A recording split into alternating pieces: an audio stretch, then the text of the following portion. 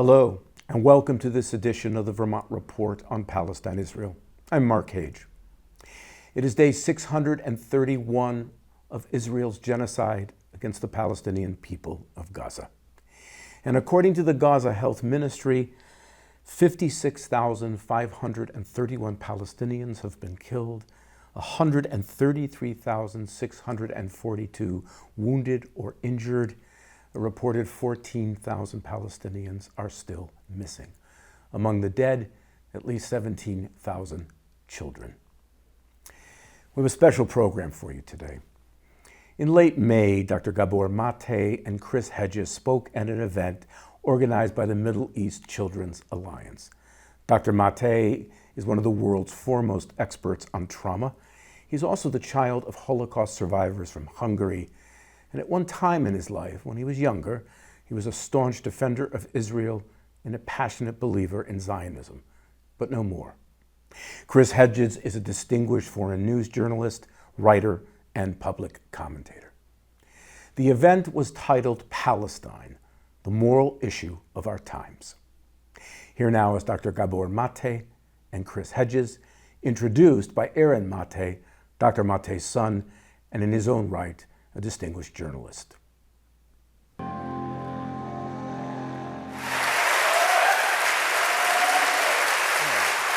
Thank you.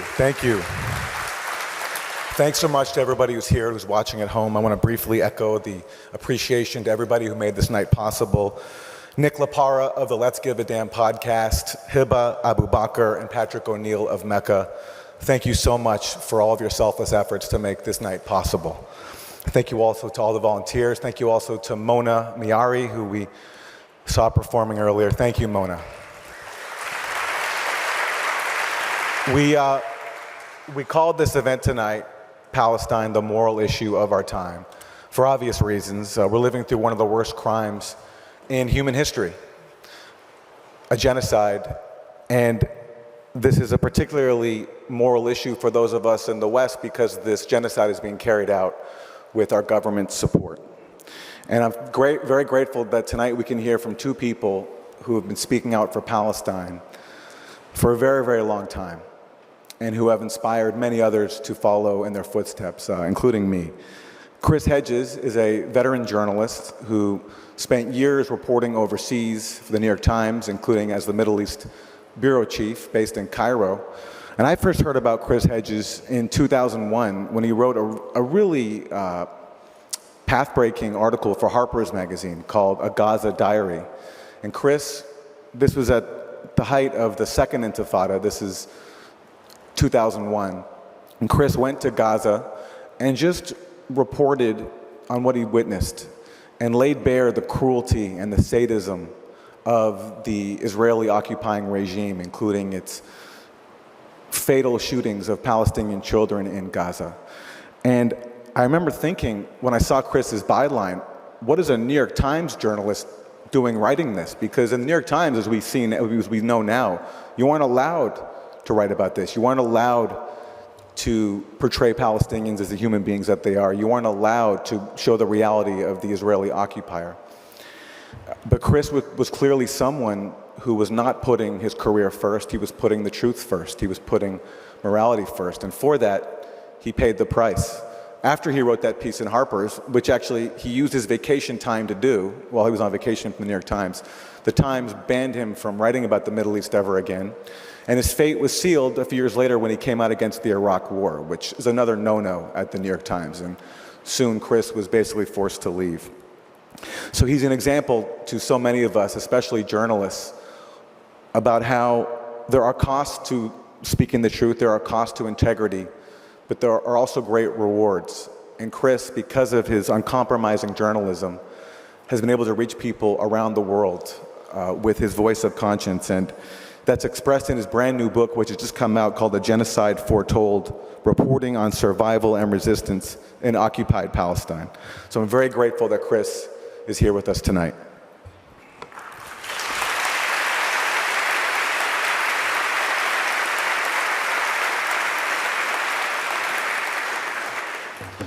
My dad, Gabor, has been speaking out about Palestine since he was a very young man. He was 23 years old in 1967 when he realized that so much of what he'd been told about Israel and Zionism was a lie. And ever since then, he's been trying to tell the truth, no matter the consequence. And one of my earliest memories of my dad telling the truth about Palestine came in 1989. He was in Palestine for the first time as part of a delegation visiting the occupied territories. And I heard him on the radio speaking about it, and it was a very formative experience for me. I heard him weeping and talking about how he had been weeping at what he had seen. And my memory of that is that he was not just weeping at what he was witnessing, the brutality of the Israeli occupation, which was then cracking down on the first Intifada, but he was also weeping for his people and for the use of the genocide that he lived through in Nazi-occupied Germany to justify the oppression of Palestinians, which has turned into a genocide today. So I'm very grateful that he is here as well to speak with us. And I'm going to play a clip from that interview, and we'll bring up Dad and Chris so they can hear it too. So coming up, Gabor Mate and Chris Hedges.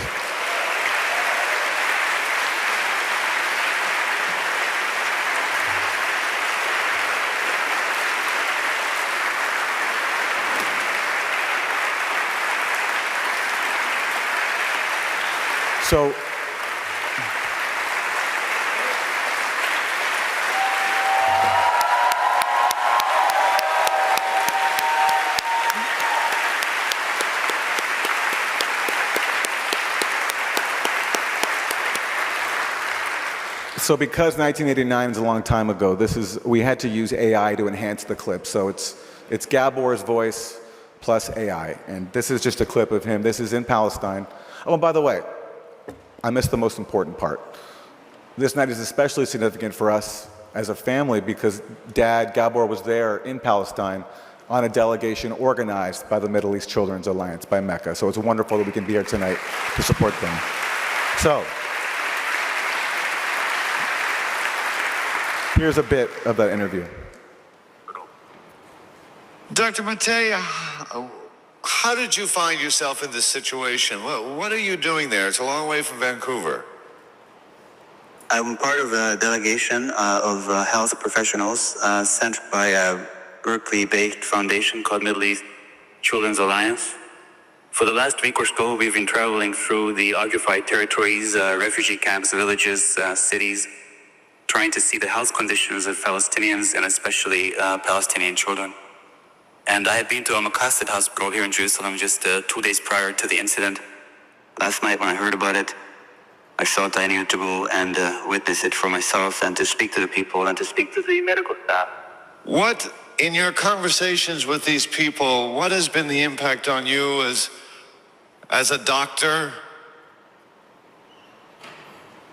Mr. Enright, I'm Jewish, I'm a doctor, I'm a human being. I've been crying for the past 3 days, even before that. Because of what you've seen?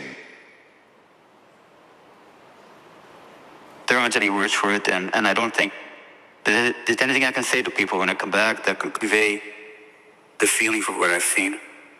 I went today I won't even say that. I'm sorry, I'll stop here. Doctor, you will be criticized for speaking out, perhaps in some quarters. I'm sorry about that. I know that I will be. I already have been.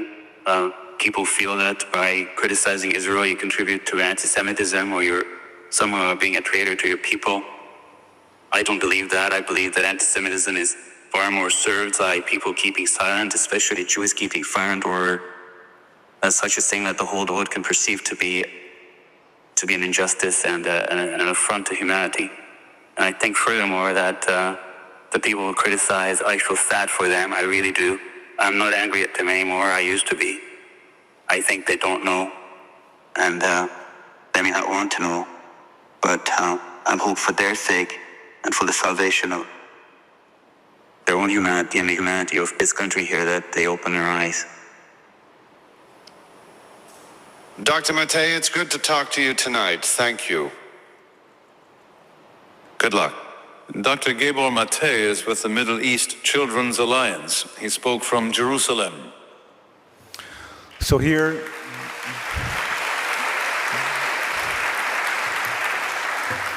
to speak now in support of the Middle East Children's Alliance, and we hope you'll join us in supporting this wonderful organization on top of what you've already given. Please join me in welcoming Gabor Mate.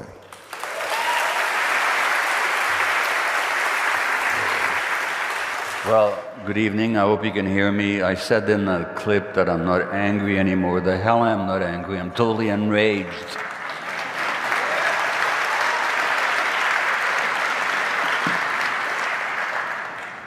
I make my living really speaking the truth as I see it about human development, about trauma, about childhood, about illness, about health, what it means to be a human being. And I'm usually very confident and comfortable that I can convey in my words my understanding and perceptions of the world. In this case, I feel completely inadequate to actually put into words what I feel, what I see, and also what I perceive many human beings are going through right now. Simply, the words escape us. When in my adolescence, I first found out about the Nazi genocide of my own people, literally, almost every day when I would think about it, my head would spin. Literally, my head would spin. I think, how is this even possible?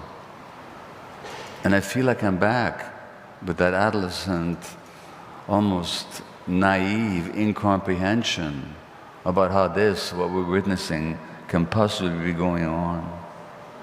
It's a real privilege to be on the stage with Chris, whose work I followed for many years, who's been, as Aaron pointed out, such a beacon for truth in such a dark, dark world.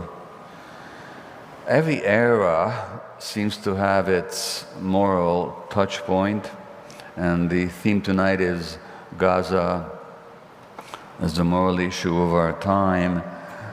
In the 19th century, there was the question of freedom in Poland, actually. In the 20th century, amongst other major events, you might say that the Spanish Civil War in the 1930s was a moral touchstone. Where you stood on that issue told you where you stood on the world. In the 1960s, 70s, it was the Vietnam War. But all those situations, as much as they concentrated the issue of human morality and human ethics, there was something somewhat different about them, in that at least in the Spanish Civil War, and certainly in the Vietnam War, there was a fighting chance. And now we're seeing the slaughter of civilians and children and kids being amputated without anesthetics and being starved. And the press has always lied, but the lies have never been more egregious, and the silence has never been more deafening than it is today. And since I can't quite find the words, let me quote a Muslim, an Arabic writer, Omar al-Akkad, who in his wonderful, wonderful book, One Day Everyone Will Have Been Against This, says the following: the moral component of history, the most necessary component, is simply a single question asked over and over again. When it mattered, who sided with justice and who sided with power? What makes moments such as this one so dangerous, so clarifying, is that one way or another, everyone is forced to answer. And Palestine is the issue of our time, where you stand on that issue tells you whether you've got a heart that's even open and functioning. Because you see, in the Western world, we value knowing with the mind, with the intellect. And with the intellect, you can make all kinds of arguments about who started what and who's responsible for what. But to be even asking as to where the truth lies means that you're completely cut off from your heart and from your guts. So there's ways of knowing that combine the gut and the heart and the mind And as somebody said, without the gut and the heart informing the mind, we're nothing but genius-level reptiles. And those genius-level reptiles are running our world right now.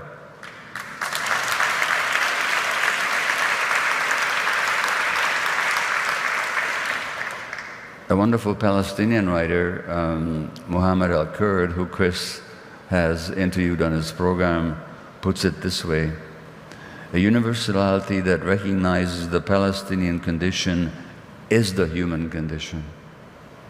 Palestine is a microcosm of the world, wretched, raging, fraught, and fragmented, on fire, stubborn, ineligible, dignified. The lens we lend the Palestinian reveals how we see each other and how we see everything else. And that is why Palestine is the moral issue of the world. And sometimes you wonder, what the hell world am I living in? Last year, when there were pictures of skeletal children, infants in Gaza, you know what the New York Times had an article about in their Sunday front section? About a fucking farm in Israel where they grew caviar for export. And how dedicated these workers were to still go to work despite the war, to grow the caviar, to export to Europe. And meanwhile, Palestinian kids were starving that the Times never mentioned. What world, I said to myself, are we possibly living in? Haaretz, the Israeli newspaper that not infrequently tells the truth, or some of the truth at least, calls the current situation a war of the generals against the children. And in Haaretz, there was an incredible article by Gideon Levy, the Jewish organizations, the Holocaust Memorial industry. They recognize what they call righteous Gentiles. These are non-Jews that helped Jews during the horror of the Second World War. Well, one day, if they ever recognize righteous Jews, Gideon Levy will surely have pride of place.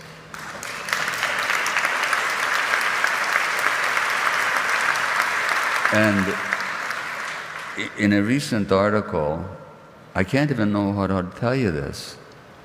He describes a visit by an Israeli TV presenter and influencer, a fashion influencer, who, protected by the Israeli army that she's completely in love with, visits this Palestinian village in the West Bank. And she reports, I had such admiration for these soldiers who had to put up with screaming grandmothers and screaming babies whose homes they had to enter at night, and they could still hold on to their humanity. Who makes up this stuff? I mean, you think you're living in La La Land, but it's serious. And this is what our press and our politicians and our culture shows to us all the time. Now here's what Omar al-Akkad writes about our civilization. And I'm quoting these people extensively because really I don't have the words, but thank God they do. And Omar writes, to preserve the values of the civilized world, it is necessary to set fire to a library, to blow up a mosque, to incinerate olive trees, to dress up in the lingerie of women who fled and then take pictures, to level universities, to loot jewelry, art, banks, food, to arrest children for picking vegetables, to shoot children for throwing stones, to parade the captured in their underwear, to break a man's teeth and shove a toilet brush in his mouth, to let combat dogs loose on a man with Down syndrome and then leave him to die, Otherwise, the uncivilized world might win. And that's the world we're living in. And the Passover recently, the Jewish holiday, the New York Times writes about what? The missing person at the Seder table, at the Passover table. And who's that? It's the Israeli hostage in captivity in Gaza. Not missing from anybody's table are the thousands of Palestinians, including multiple hundreds of children, who have been for decades kept in Israeli jails and tortured. Children tortured.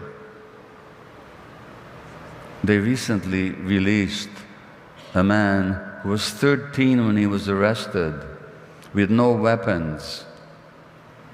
No weapons, and he was charged with attempted murder. He got 10 years. Now he's 10 years later, they released him, mentally ill, a broken person. Those people are never mentioned. 2 years ago, 2.5 years ago, I was in the West Bank working with Palestinian women who'd been tortured in Israeli jails. And let me tell you, you gotta hand it to the Israelis, they really know how to torture people. They've developed certain skills. That's one of them. And this has, of course, been documented by Israeli Physicians for Human Rights, all kinds of Israeli witnesses, international organizations, never talked about in the Western press. The fact that the head of the orthopedic surgery at Al-Shifa Hospital was a perfectly healthy, vigorous, 50-year-old man, was captured, and 6 weeks later, he died without his underclothes on, with blood streaming from his rectum, with his ribs broken, never reported in the North American press. It's just beneath our attention. Well, what does that tell us about Palestine as the moral issue of our time? The Dutch-American writer Jacob Riis, who wrote this book on the tenements of New York, in fact it was a bestseller back in the 1890s, he said, "The world forgets too easily, too easily, what it does not like to remember." And that forgetting is instantaneous. And you know, I don't know how this is going to end.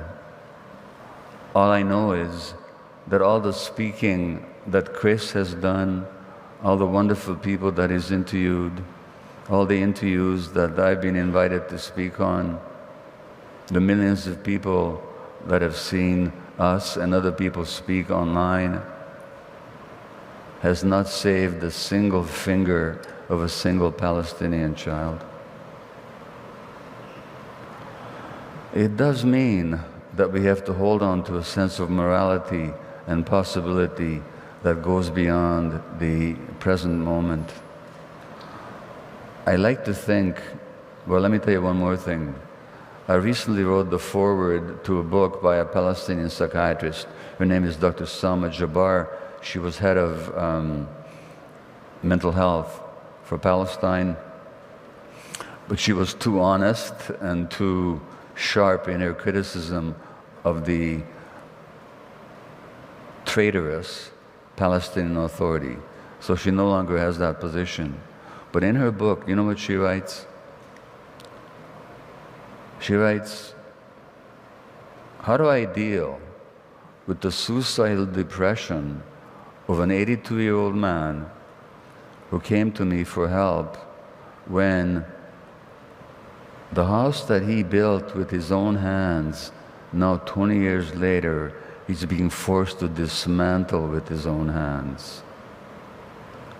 Do I give him Prozac for his depression?" I have no idea what the answer that history will finally declare on current events.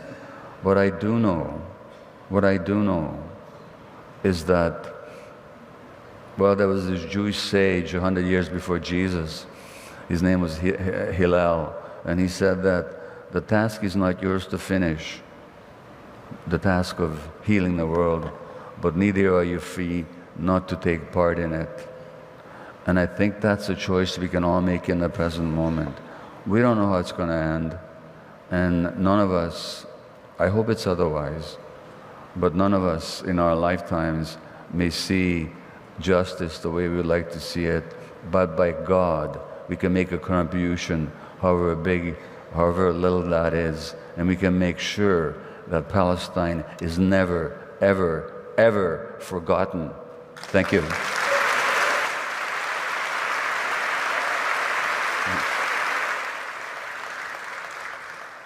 Thank you, and it's a tremendous honor for me to be here with Gabor, one of the intellectual and moral giants of our time.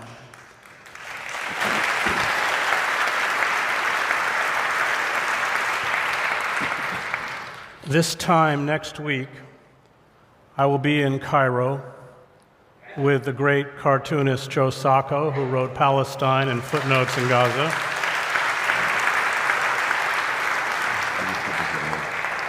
And we will be beginning our book on the genocide by interviewing Palestinians in Cairo, a book my publisher, who's made handsome profits off me in the past, Simon & Schuster, has already told me they don't want. My old office in Gaza is a pile of rubble. The streets around it, where I went for coffee, ordered maftool or manakish, had a haircut, are flattened. Friends and colleagues are dead, or more often have vanished. Last heard from weeks or months ago, no doubt buried somewhere under the broken slabs of concrete. The uncounted dead in the tens, perhaps hundreds of thousands. Israel has made Gaza a wasteland. 50 million tons of rubble and debris. Rats and dogs scavenge amid the ruins and the fetid pools of raw sewage, the putrid stench and contamination of decaying corpses rises from beneath the mountains of shattered concrete. Palestinians, 90% of whom are displaced, risk death from unexploded ordnance left behind after 18 months of airstrikes, artillery barrages, missile strikes, and blasts from tank shells, and a variety of toxic substances, including raw sewage and asbestos. Israel, supplied with billions of dollars of weapons from the United States, Germany, Italy, and the UK, created this hell, and it intends to maintain it. The blockade of all food and humanitarian aid since March 2nd, that's more than 60 days, has resulted in outbreaks of hepatitis A caused by drinking contaminated water, ailments such as scabies, malnutrition. 60,000 children show signs of malnutrition. 57 Palestinians have starved so far since March 2nd, most of them elderly and children. Starvation, widespread nausea, and vomiting. Palestinians in Gaza live in makeshift tents, encamped amid these slabs of concrete. Many have been forced to move over a dozen times. 9 in 10 homes have been destroyed or damaged. Apartment blocks, schools, hospitals, bakeries, mosques, universities. Israel blew up Isra University in Gaza City and the Turkish Palestinian Hospital on March 21st in controlled demolitions. Cemeteries, shops, offices, all have been obliterated. The United Nations Relief and Works Agency for Palestine Refugees in the Near East, UNRWA, estimates that clearing Gaza of the rubble will take 15 years and cost between $40 billion and $50 billion. But any rebuilding of Gaza Israel and the Trump administration have decided will not be done for the Palestinians. And Israeli organizations, including the far-right Nakala organization, have held conferences to prepare for Jewish colonization of Gaza once Palestinians are removed.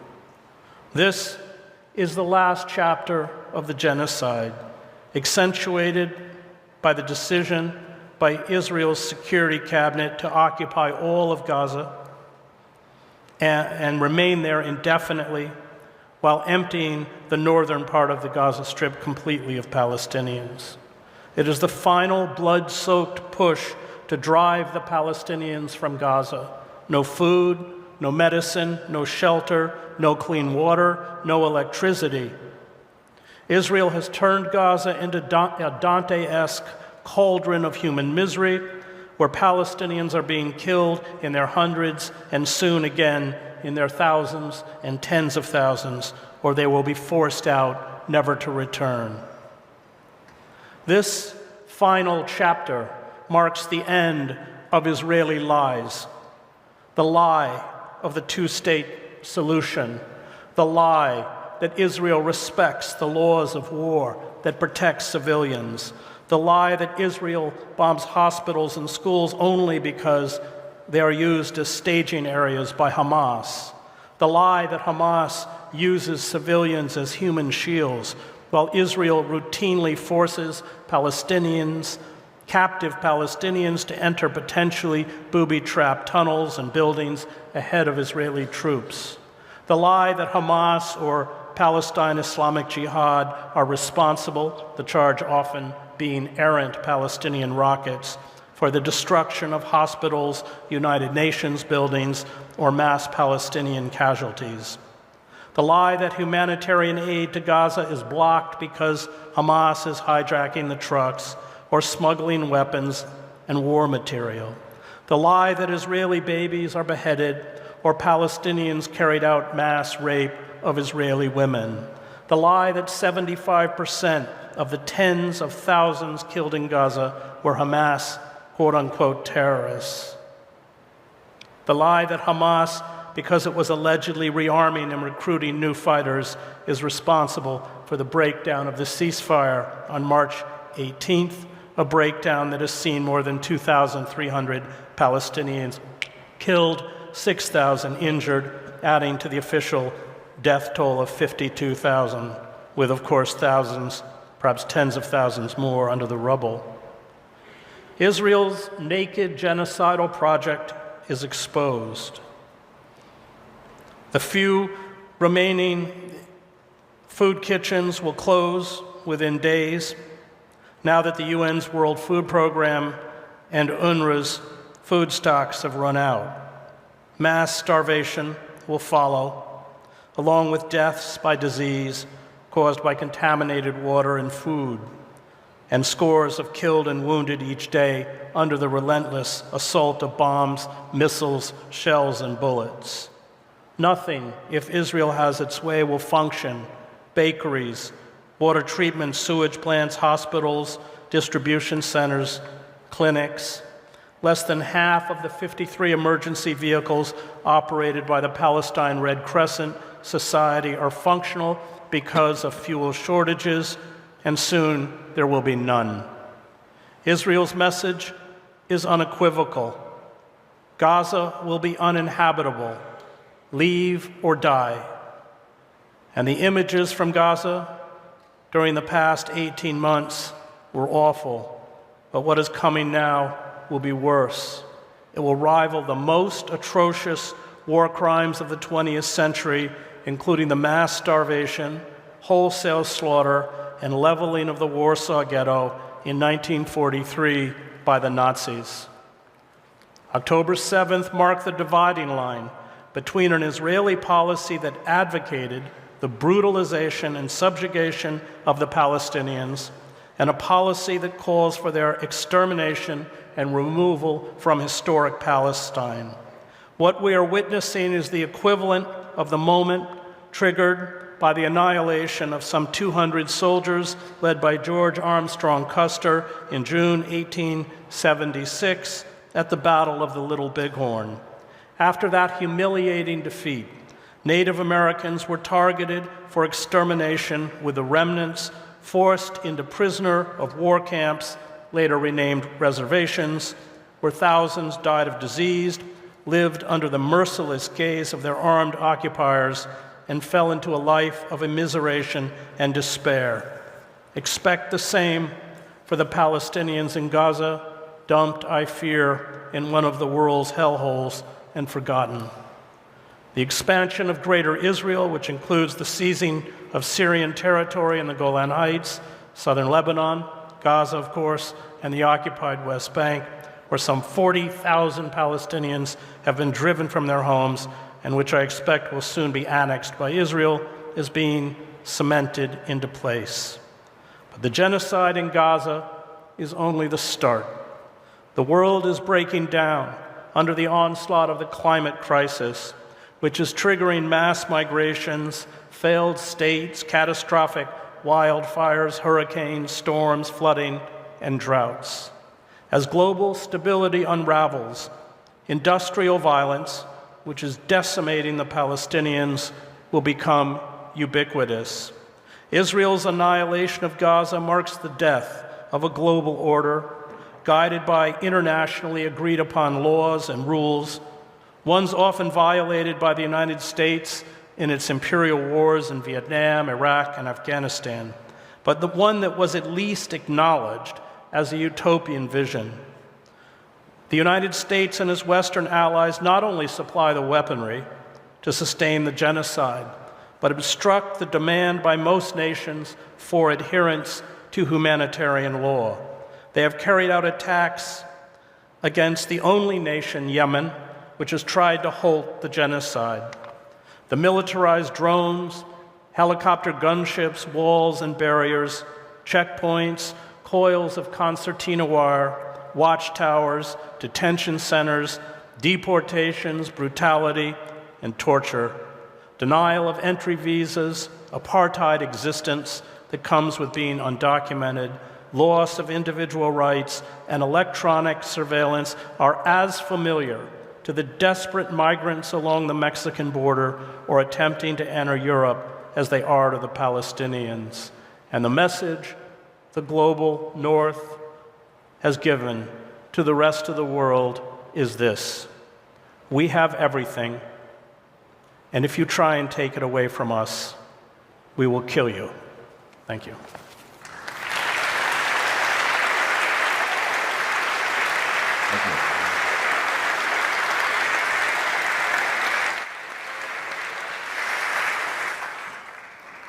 I want to start by asking you about the Holocaust. Yeah.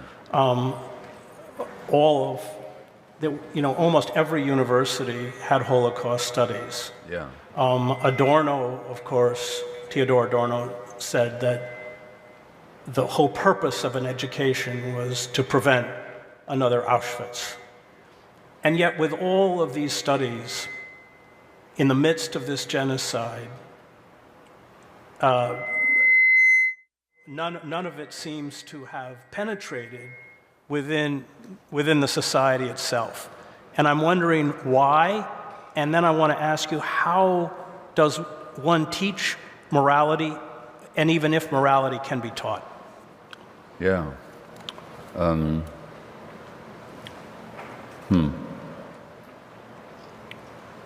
Well, the first thing to notice, and again, this is nothing you'll ever see mentioned in the Western press, that there are at least 6 Israeli Jewish, internationally renowned scholars of genocide and the Holocaust who have former members of the Israeli Defense Forces, academics who have called the current situation in Gaza genocide.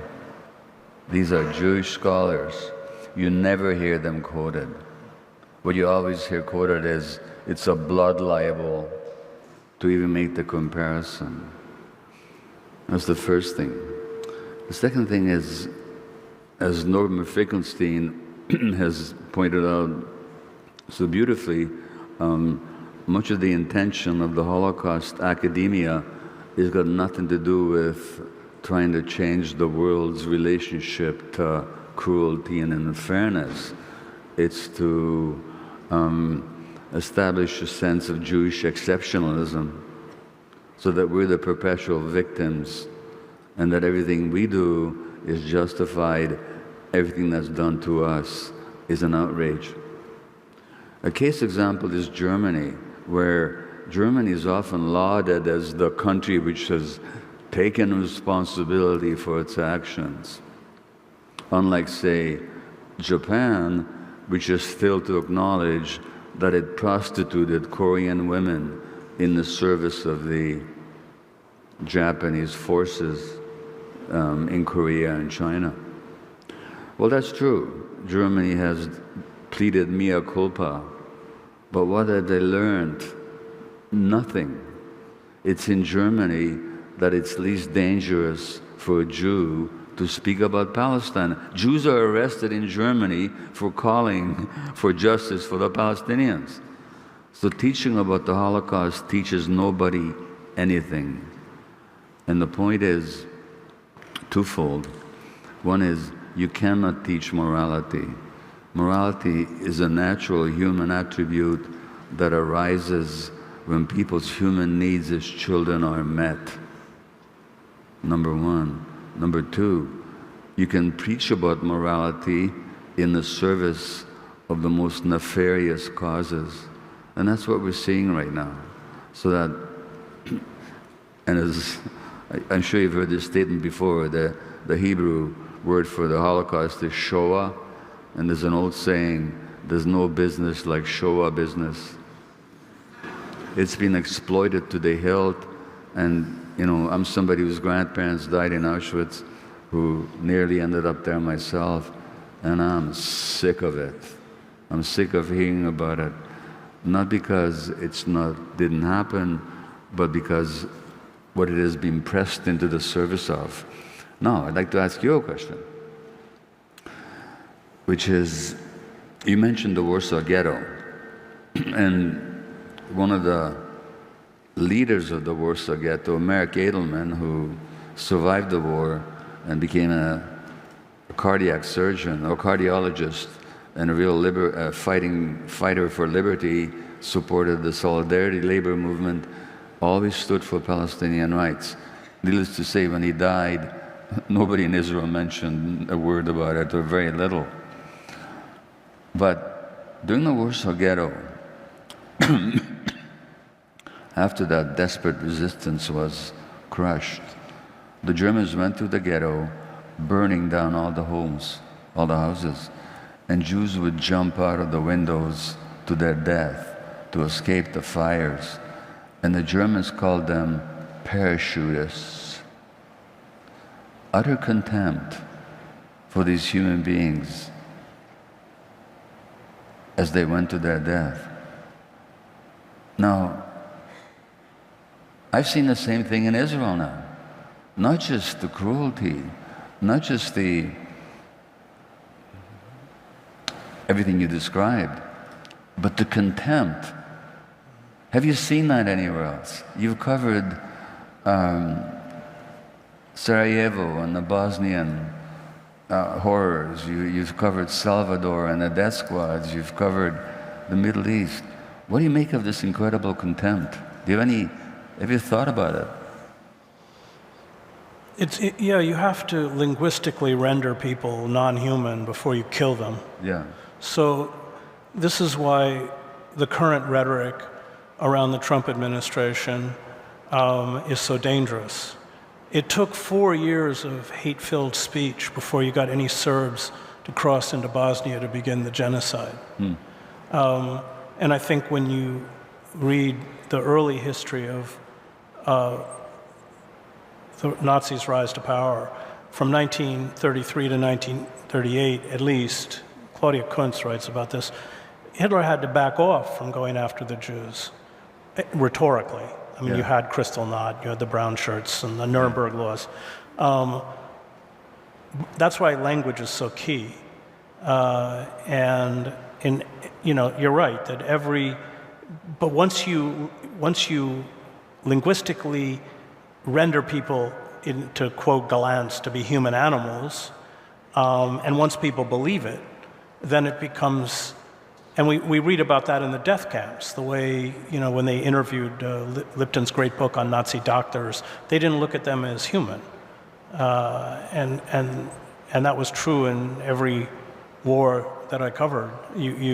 Although you take human beings, and I would say the other thing is that you build this bizarre kind of a worldview where evil is embodied in another. Yeah. And that when you eradicate the other, you've eradicated evil. And that, of course, what it does is actually expand our own propensity for evil. And I think it's interesting, as you know, I graduated from divinity school, but I think in all of the great religious texts, including the Quran, when the prophet writes about jihad, he writes about 3 types of jihad, but the most important jihad is the battle to curb the evil within us. That's why I think Primo Levi is such an important writer, because and Levi argued over and over that that they were bastardizing or missing the true lesson of the Holocaust, in that we can all become Rumkowski, the Jewish collaborator who led the Lodz ghetto. But yes, language is key, and watching the way Trump and his minions use language to describe immigrants, to describe, the radical leftists. We're moving very swiftly, and it's not a long step from the linguistic dehumanization to violence.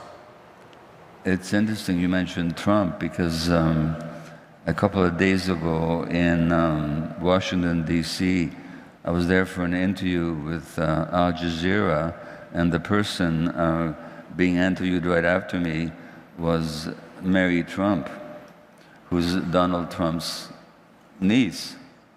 And it's very interesting. I mean, she's documented the incredible trauma in that family, but she writes something very interesting, which I think is very relevant to what you just said. She said, in her book, The Reckoning, Mary Trump writes, and you gotta get, she comes from the same family. Same family. And she writes, we are a nation shackled by a cultural imperative to move from the pain of war, mass death, disease, and government-sanctioned barbarity in the name of peace or healing or a return to normal, when all we really have been doing is preserving the unchecked impunity of the powerful to inflict pain again, again, and again. This is Mary Trump. I want to ask you about despair, because I think for all of us who've spent 7 years in and out of Gaza, and you were right, I think, in your speech to cite that sense of futility that we all feel, despite all of the energy many of us in this room put in to battling this genocide. I know I find a kind of solace, having been raised in a religious household, that we're not finally judged by what we empirically achieve, but what we strive to achieve. But despair is something you know a lot more about than I do, and I'm sure there's many like me in this room who struggle with it daily. Well, I feel despair all the time. Not all the time, but frequently. So despair is a perfectly normal emotion. So is hatred, by the way. These are perfectly normal emotions in the face of what we're dealing with right now. But let me read you something that might put it into perspective. This is somebody writing a long time ago, but he might as well be writing about Gaza. He says, greed, hatred, and delusion of every kind are unwholesome. Whatever action a greedy, hating, and deluded person heaps up by deeds, words, or thoughts, that is unwholesome. Whatever such a person, overpowered by greed, hatred, and delusion, and his thoughts controlled by them, inflicts under false pretexts upon another by killing, imprisonment, confiscation of property, false accusations, or expulsion, that is all unwholesome. Who do you think is writing here? It's the Buddha. Oh, wow. 2,500 years ago. And he's talking about expulsion, torture, confiscation of property, false accusation, killing, imprisonment. The Buddha, 2,500 years ago. Why am I saying this? Not to minimize in any way or to dismiss the importance of the present moment, but human beings have been dealing with this for a long time. And what is actually amazing and what is to be celebrated, this is my antidote to despair, such as it is. What is to be celebrated is that in the face of thousands of years of that kind of history, people still love the truth. People still love liberation. People still love freedom. People are still committed to justice. People are still outraged when they see these patterns arise and ours and over again, so that in addition to the despair, there's that real humanity that has never been extirpated and never will be. And that's my, for what it's worth, that's my antidote to despair. This is a long-term story, and we can all make a contribution. And I think the response to despair, for God's sakes, do something, however little, however limited, but do it. Because it's the absence of agency, lack of activity, lack of engagement that really engenders despair. Yeah. Well, you know, all of these protests and these wonderful, courageous students who are our nation's conscience, who set up these encampments, to be honest, I would appear at the edge of the Columbia or Princeton. It was my therapy. Yeah. Really, quite literally. You know, I owe those students so much, and I admire them so much, and some of them are with us tonight.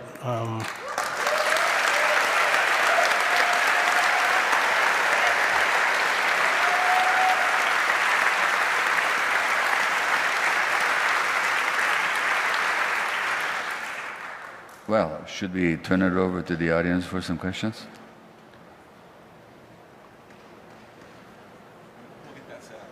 Okay. Meanwhile, let me read you, this is a night full of readings. This is, Gideon Levy mentioned this recently, but I was aware of this for quite a while. A couple of years ago, 3 years ago, I went on a podcast with a Hollywood actor and comedian whose name is Mayim Bialik. And Mayim Bialik is one of the most fervent and ignorant and contemptuous supporters of Zionism you'll ever find. But that never came up in our interview, and I didn't know that about her at the time. Otherwise, frankly, I would not have gone on her program. We just talked about the stuff I usually talk about. Now, Mayim Bialik had a great-great-great-grand-uncle or grandfather called Chaim Nachman Bialik, who wrote a poem called The City of Slaughter.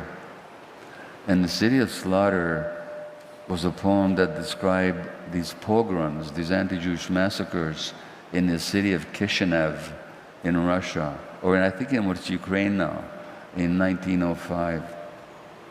I'm going to read you the first two stanzas of Mayim Bialik's, who's a great supporter of genocide. I'm going to read this poem by her distant antecedent in the Bialik family. It's called The City of Slaughter. And Gideon Levy recently printed this. about Gaza. And here's the poem, the beginning of it. Rise and go now to the city of slaughter. Into its courtyard wind your way. There with thine own hands touch with the eyes of thine hand, and with the eyes of thy head, behold on tree, on stone, on fence, on mural clay, the spattered blood and dyed brains of the dead. Proceed to the ruins, the split walls, reach where wider goes the hollow and greater grows the breach. Pass over the shattered earth and attain the broken wall, whose burnt and barren brick, whose charred stones reveal the open months of wounds that no mending shall ever mend, and nor healing ever heal. Now this is Bialik writing about Kishinev. My God, he's writing about Gaza. And his great-great-granddaughter, whoever she is, cheers it on. That's the world that we're living in. Let's first of all hear it for Chris and Dr. Matei.